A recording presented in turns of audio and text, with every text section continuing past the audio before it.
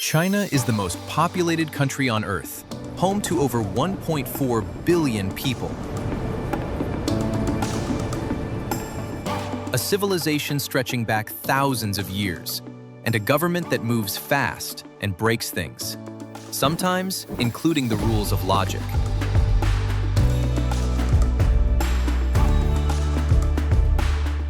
Today we are counting down 15 things that genuinely only exist in China.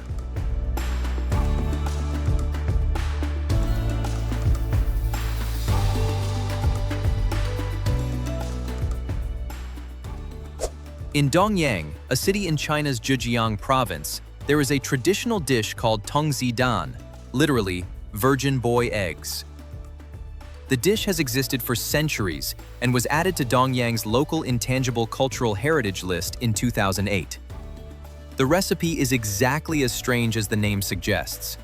Vendors traditionally collect urine from prepubescent boys, usually under the age of 10, often from local elementary schools, using collection buckets or basins. The eggs are soaked in the liquid, boiled, cracked open, and then simmered for hours, with more urine added throughout the process. The result is a darkened egg with a strong, salty flavor that locals describe as rich and earthy. Supporters of the dish claim it improves circulation, reduces internal heat, and boosts energy. Modern medicine, however, has found no scientific evidence supporting those health claims. And in 2026, the tradition unexpectedly went viral again. A coffee shop in Dongyang introduced a drink called the Boy Urine Egg Americano, which paired iced coffee with one of the eggs attached to the cup. According to local reports, the cafe sold more than 100 drinks a day on busy weekends, before the product sparked widespread backlash and hygiene concerns online. Would you dare to try this drink? And where are you watching this video from? Let's discuss in the comments section. In 2010, live hairy crab vending machines appeared in subway stations in Nanjing, attracting international attention. Customers could purchase live Chinese mitten crabs, a seasonal delicacy highly prized in eastern China, directly from refrigerated vending machines. The machines kept the temperature around 5 degrees Celsius, placing the crabs into a dormant state that slowed their metabolism without killing them. Each crab was individually packaged and restrained for safe handling after purchase. The company behind the machines even offered a guarantee. If a crab was found dead, customers would reportedly receive multiple replacements. The machines became especially popular during hairy crab season, and later versions in cities like Hangzhou included extras such as ginger tea and crab vinegar alongside the purchase. The reason the crabs were sold alive was practical as much as cultural. Hairy crabs spoil quickly after death, so freshness is considered essential. What looked bizarre to much of the world was, in China, simply a technological solution to selling premium seafood as fresh as possible. As China industrialized at breakneck speed, cities like Beijing and Shanghai struggled with severe air pollution. During major smog waves in the mid-2000s, air quality regularly reached hazardous levels, forcing several cities to issue red alert pollution warnings. In 2013, Chinese businessman Chen Guangbiao turned the crisis into a publicity stunt by selling canned, fresh air on the streets of Beijing for about 5 yuan, roughly 80 cents at the time. The cans were labeled as air collected from places like Tibet and Taiwan, and Chen said the goal was to draw attention to China's worsening pollution problem. Then the idea became an actual industry. Canadian entrepreneurs Moses Lam and Troy Paquette founded a company called Vitality Air, which exported canned air from Banff and Lake Louise in the Canadian Rockies to customers in China. The business reportedly began as a joke after the founders sold a bag of mountain air on eBay, only to discover people were willing to pay real money for it. Within a few years, canned Canadian air was selling internationally for prices approaching $30 per container. For a brief moment, one of the world's fastest-growing luxury imports was literally clean air. Would you ever pay money to buy canned, fresh air if the air pollution where you live became dangerous? Let me know your opinion. China's massive military parades are famous for their almost unreal level of precision. During major national events, thousands of soldiers march in near-perfect synchronization, often after months of specialized ceremonial training. Reports and training footage connected to major parade preparations, including the 2009 National Day Parade, showed soldiers training with pins or needles placed inside their uniform collars to discourage even the slightest head movement. Wooden posture boards were strapped to their backs to force perfectly straight alignment. Playing cards were positioned under chins, between fingers, and alongside legs to measure exact spacing and posture during drills. Some exercises also reportedly used straps or tension bands to train leg positioning and endurance during prolonged standing sessions. These techniques are primarily associated with elite ceremonial and parade units rather than the entire Chinese military.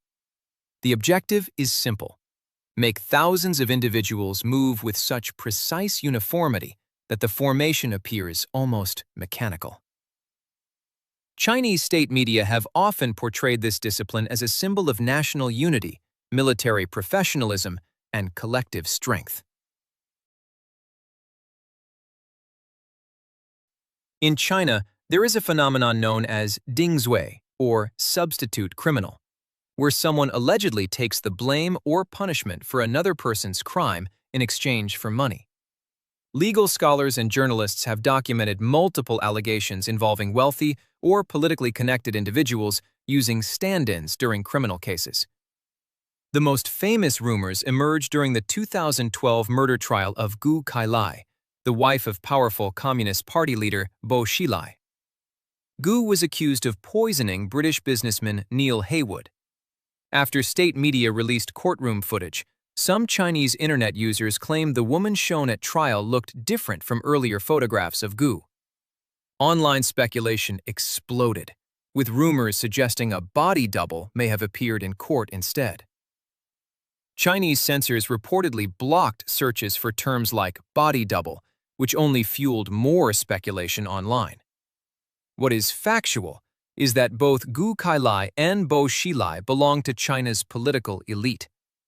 Bo was one of the country's most powerful politicians before being convicted of bribery, corruption, and abuse of power. Over the years, Ding Zui's allegations have appeared in several Chinese scandals, contributing to public suspicion that wealth and political influence can sometimes distort the justice system. Most people go to the doctor to avoid pain. In parts of China, some patients intentionally go to be stung by bees. The practice is known as apitherapy, or bee venom therapy, and forms of it have existed in traditional medicine for centuries. At clinics in China, practitioners may deliberately apply live bee stings or inject diluted bee venom as a treatment for chronic pain, arthritis, and other conditions. Some sessions reportedly involve dozens of stings at a time. The treatment centers around bee venom compounds such as melittin, apamine, and adolapin, which scientists have studied for possible anti-inflammatory, antimicrobial, and neurological effects. Modern research has shown that some bee venom compounds can affect inflammation and nerve activity in laboratory settings. Researchers have explored potential applications for conditions including arthritis, chronic pain, and neurological disorders. Supporters of the therapy often describe dramatic pain relief, but doctors also warn about serious risks. Repeated exposure to bee venom can trigger severe allergic reactions, including life-threatening anaphylaxis. Are you willing to try this therapy? Let me know in the comments below. If you visit the beaches of Qingdao in eastern China, you may see swimmers wearing colorful, full-face masks that look more like superhero costumes than beachwear. These masks are called Facekinis, and they became one of China's most recognizable beach trends. Facekinis were reportedly invented around 2004 by a Qingdao resident named Zhang Shifan. Originally, they were designed as practical protection against strong sunlight, jellyfish stings, and other skin irritants while swimming in the ocean. Over time, the masks evolved from simple protective gear into a cultural fashion phenomenon, appearing in bright colors, elaborate patterns, and even designer-inspired styles. The popularity of Facekinis is closely connected to long-standing beauty preferences in China and other parts of East Asia, where lighter skin has historically been associated with higher social status and avoiding outdoor labor. In modern China, sun protection is influenced not only by health concerns, but also by beauty standards that continue to value fair skin. To outsiders, Facekinis may look strange or theatrical, but within their cultural context, they are simply an unusually visible form of sun protection shaped by both practicality and tradition.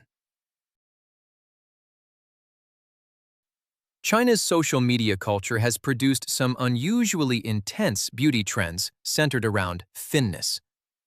One of the most famous was the 2015 Collarbone Coin Challenge, where women stacked coins along their collarbones to show how pronounced their bones were. Similar trends followed, including online posts where users balanced water or even small fish in the hollow above the collarbone as a display of extreme thinness. These challenges spread widely on platforms like Weibo during an era when viral appearance-based trends, including the "a 4-waist challenge" and iPhone knee challenge, drew criticism for encouraging unhealthy body standards. Researchers and commentators have argued that social media amplified pressure toward hyper-thin beauty ideals by turning body comparison into a public performance driven by likes, reposts, and peer approval.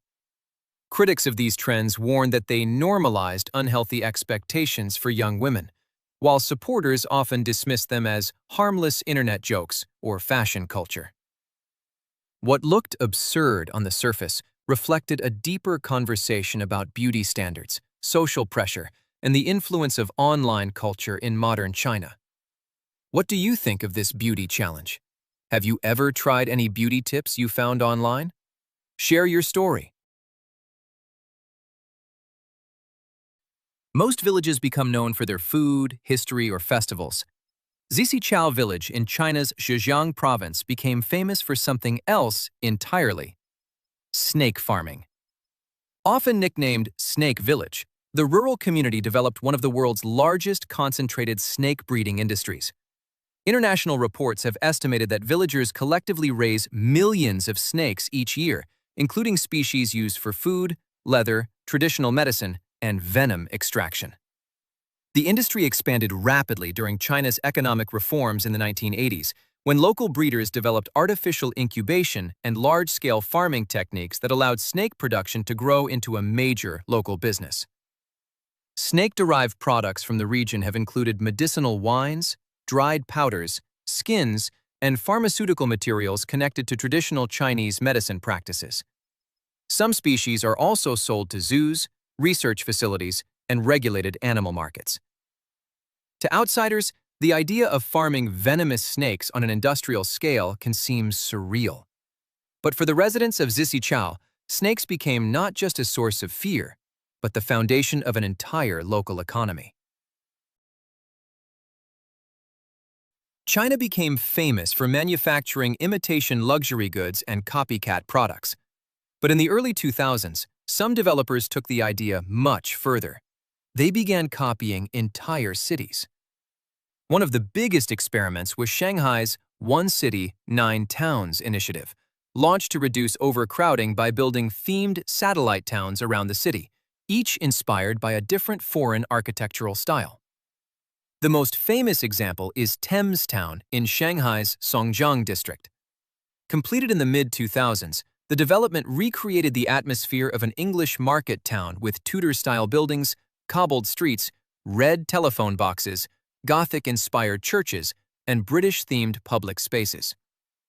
Although Thames Town was initially criticized as a ghost town because many homes were purchased as investment properties and left mostly empty, the district eventually found a new role as one of China's most popular wedding photography destinations. China also attempted much larger themed urban projects.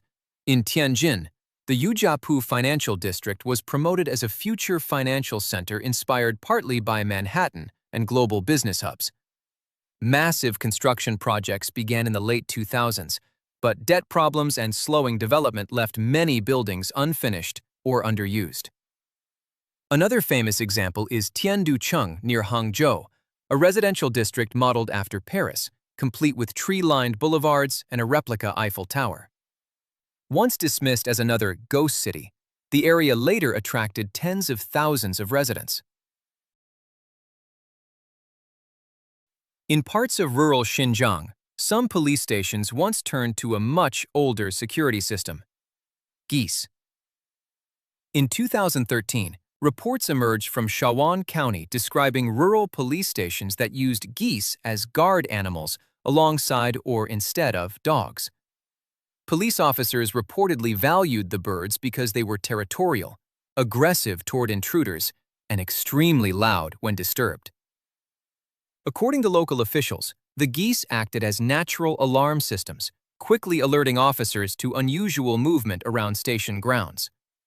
One widely circulated local story described a suspected thief attempting to enter a police station compound at night after allegedly disabling a guard dog. The geese reportedly began honking loudly enough to wake nearby officers, helping stop the intrusion attempt. Although the details were difficult to independently verify, the story helped make the guard geese internationally famous. While geese never replaced modern policing technology, the experiment demonstrated how traditional animal behavior could still play a role in rural security, even in a country increasingly associated with high-tech surveillance systems.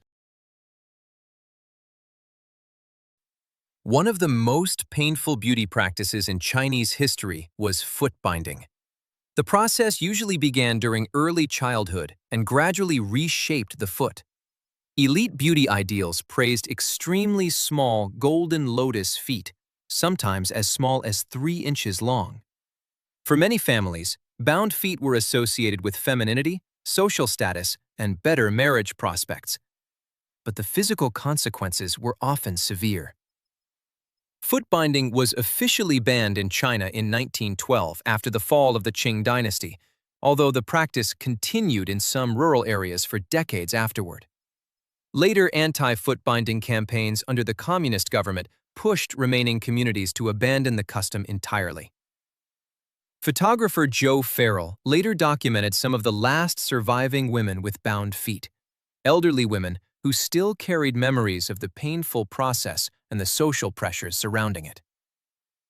Footbinding has now disappeared from modern China, but historians and commentators often point to it as an example of how beauty standards can shape the body itself and how social pressure surrounding appearance can persist even as cultural practices evolve.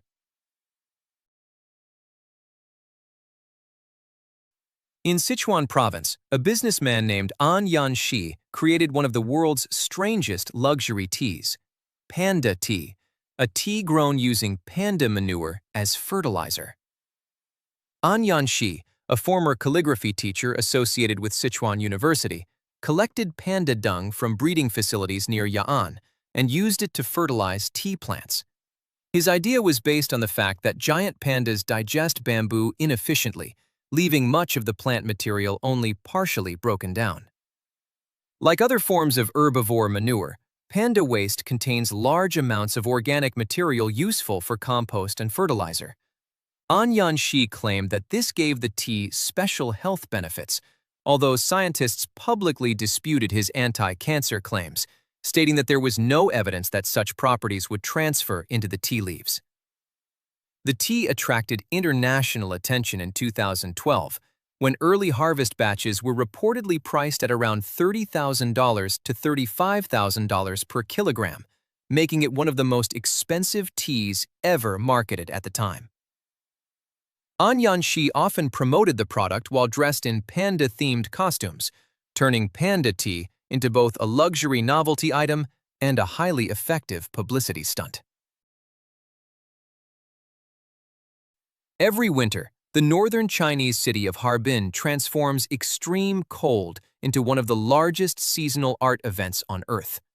The Harbin Ice and Snow Festival traces its origins to ice lantern traditions first held in 1963, before evolving into the modern international festival in the 1980s. Today, it is widely considered the world's largest ice and snow festival and attracts millions of visitors each year. Temperatures in Harbin regularly fall below -20 degrees Celsius, creating ideal conditions for massive frozen architecture. Construction begins each December when workers cut enormous blocks of ice directly from the frozen Songhua River and transport them to festival grounds across the city. At the center of the event is Harbin Ice and Snow World, a sprawling park that has expanded to more than 1 million square meters in recent years. Thousands of workers and artists assemble illuminated ice castles, towers, temples, bridges, and giant slides using hundreds of thousands of cubic meters of ice and snow.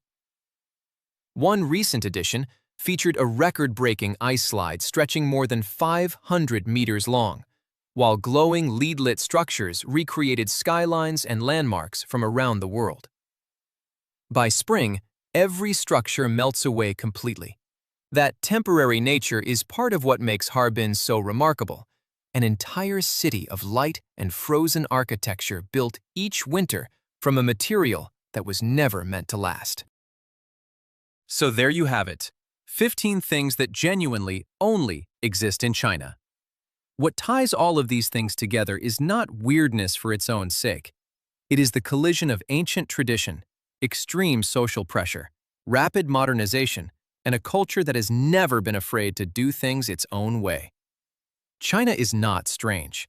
China is just operating on a scale and with a history that makes the rest of the world look like it is still figuring things out. If this video gave you the feeling that the world is far stranger and more fascinating than you ever imagined, then hit the like button and make sure you are subscribed. Drop a comment below telling me which of these 15 things shocked you the most. And if you want to experience more fascinating cultural aspects from a different corner of the world, check out the oddities that only happen in the Philippines. Click on the card displayed on the screen now, or find the link in the description. Thanks for watching, and see you in the next video.